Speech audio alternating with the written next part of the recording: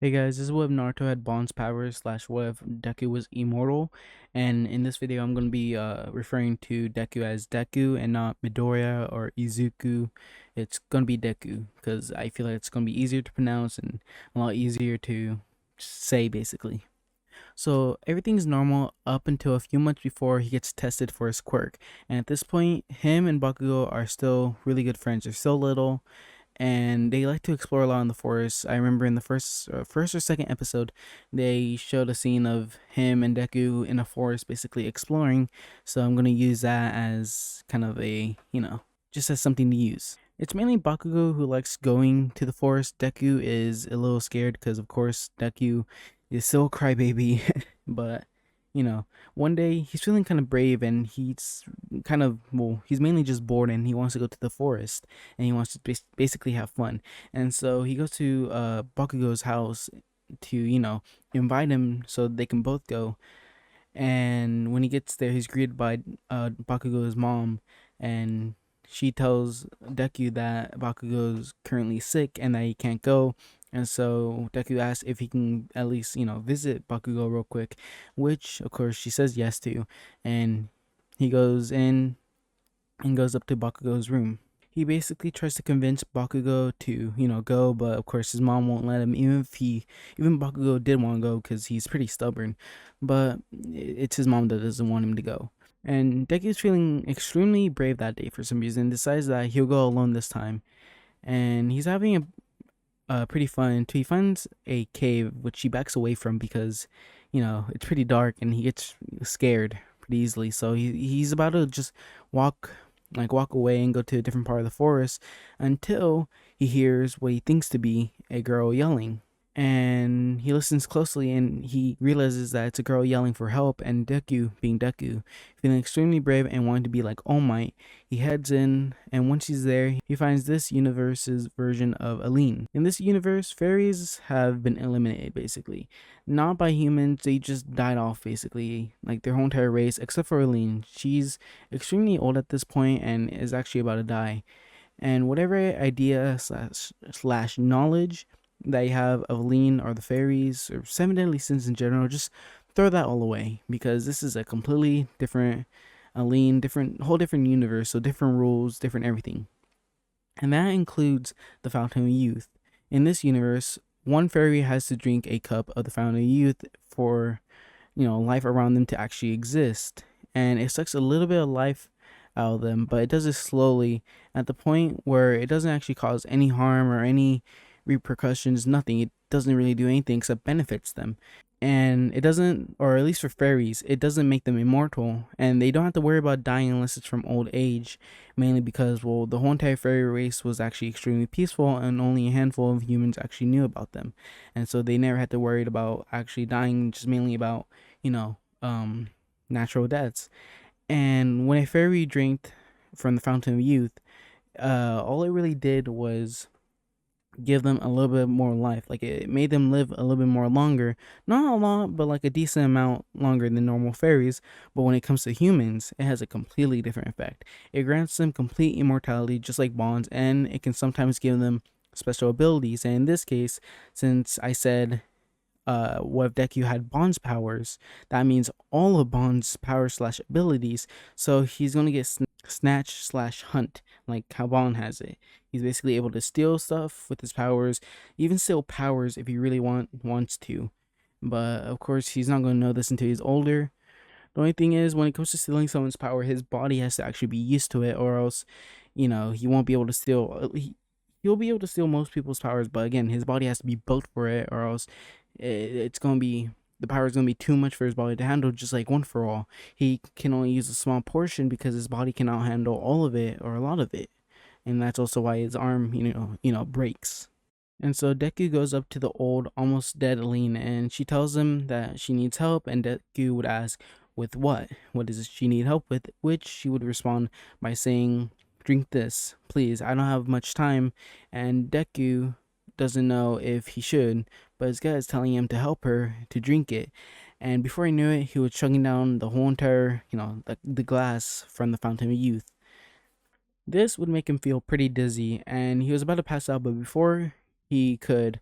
Aline was able to tell him a rough summary of basically the powers and everything by saying that by drinking that he is now helping the forest and life itself basically grow around the area, and he is now immortal, or he is now immortal, and he might even get another power that he'll have to figure out by himself.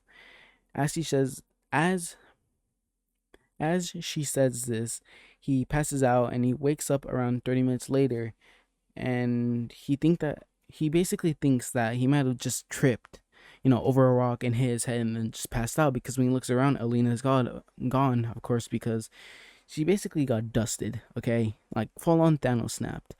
She just vanished. And so he just thinks maybe it was just some sort of dream. He hit his head and he decides to leave.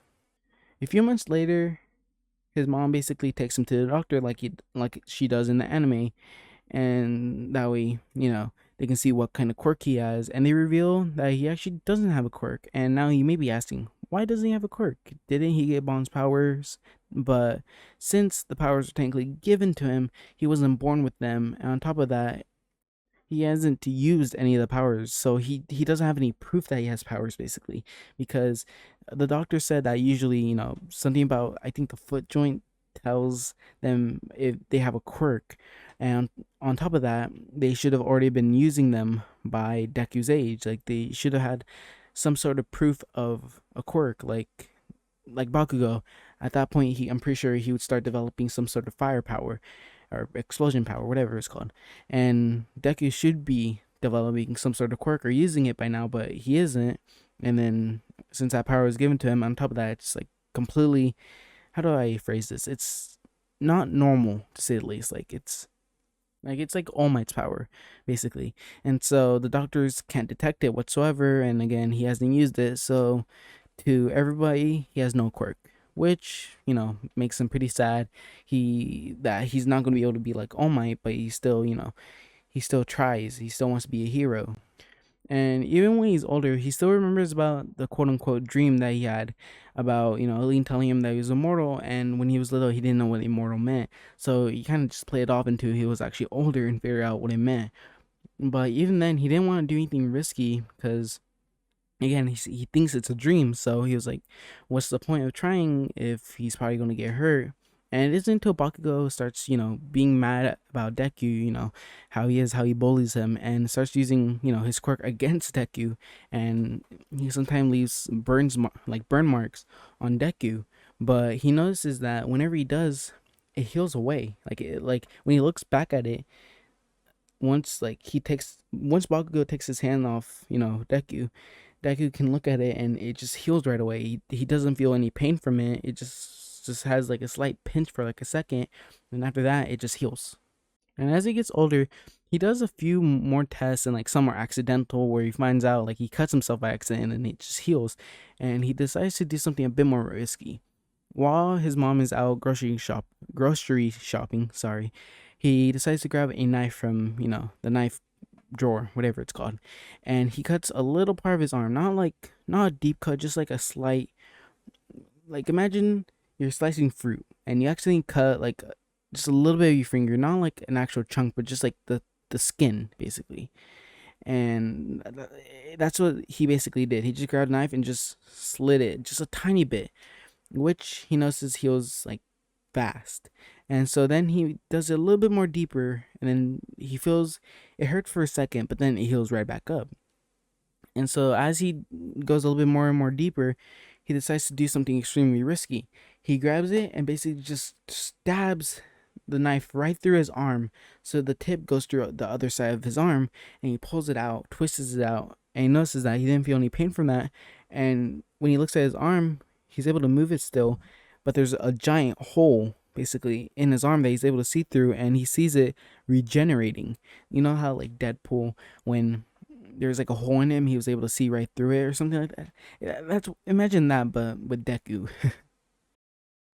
And he's pretty happy about this because that means that he might, he might have a quirk after all, that maybe the doctors just weren't able to detect at the time.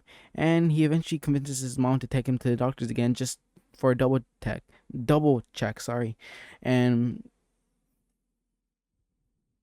And when the test comes back, he finds out that it still says he doesn't have a quirk. The doctor says that he still doesn't have a quirk, and Deku's confused about this, but he decides to keep his mouth shut about this. And now it's time where he's leaving school. At this point, I'm just gonna do a little more of a time skip, and this is when he's leaving school, and that one sewer monster attacks Deku. It's in like the first episode, and he's trying to suffocate Deku like how he did in the anime, but Deku realizes that he feels fine, although he's not breathing whatsoever. He's like mouth is completely covered, but he feels completely normal as if he would be breathing, but he's not breathing. It's really weird to describe. You have to be immortal to know, and none of us are. So, but he's trying to fight back, but Deku he's hasn't done any training, so he's still pretty weak, but he just has immortality and Bond's other abilities that he still hasn't figured out. And he wants to know the limits of his regeneration, but is scared that he's gonna die because he doesn't know it. Like, what if he like shoots a certain spot which would actually kill him, but everywhere else is completely fine. He doesn't know what his limits are. He doesn't know about this power, and it's hard for him to describe to people since nobody else has immortality. And on top of that, the doctors don't even identify it as a quirk, and they don't even know about it, so he doesn't know what to do. And oh yeah, I also forgot to mention that Deku, he's gonna be able to grow up. He's not like Bond where he stays at a certain age, kind of. He does have an age cap. So basically, when he's around 20 something, or maybe a little bit more older, that's when he will stop growing and he'll stay at that. But until he reaches that, he'll keep growing like everybody else. And yeah. But eventually All Might arrives and saves Deku. And at this time Deku actually doesn't pass out because he can actually technically breathe, but not. Yeah, again, hard to describe. And he does ask All Might for his autograph. He was a bit nervous because it's All Might, his favorite hero, and All Might was about to jump into the air and fly away, but Deku still grabs onto him like he did in the anime, and he tells All Might that he has questions for him, but All Might is panicking. He doesn't know what to do. His power is about to run out, and he eventually lands on top of a building where he transforms into his weaker self, and Deku is surprised by this, but he still managed to explain himself and asks if someone without a quirk is able to become a hero, which All Might says no to, just like in the anime. But before Deku, or sorry, but Deku isn't torn apart by this. Instead, it makes him want to become a hero even more. Because although he doesn't have a quirk, like an official quirk, he does have some sort of power that he doesn't really know a lot about. And All Might is leaving the building, going down the stairs, and that's when he hears the big bang from the sewer monster that he captured earlier. But it still escaped the same way. All Might put him in the Coke bottle, but then it dropped out. Or it dropped out of his pocket while he was flying. Then Bakugo kicked it, which sent the monster out of the bottle and all that. Deku and All Might started going to where the monster is, and of course the sewer monster still takes Bakugo hostage, and All Might, not having enough power or energy, just stands there not being able to do anything. And Deku, being Deku, eventually jumps in and tries to save Bakugo, and the sewer monster laughs at him, saying or calling him weak, and Deku's trying to like scratch through it, trying to grab him, and basically the sewer monster gets like one of those tentacle gooey thing, whatever it is, and basically slaps Deku, knocking him into a wall. And instead of Deku, arms or back or something being broken, it just instantly reheals and he's like normal. And Deku stands up. He's a little bit mad because he has a lot of. I'm gonna say in this, he has a lot of frustration in him. Although he's always nice, all that he's like he has all that pent up. He can get mad basically, and like some sort of gut feeling, he yells snatch, and it basically steals Bakugo from the sewer monster and teleports Bakugo like right next to him.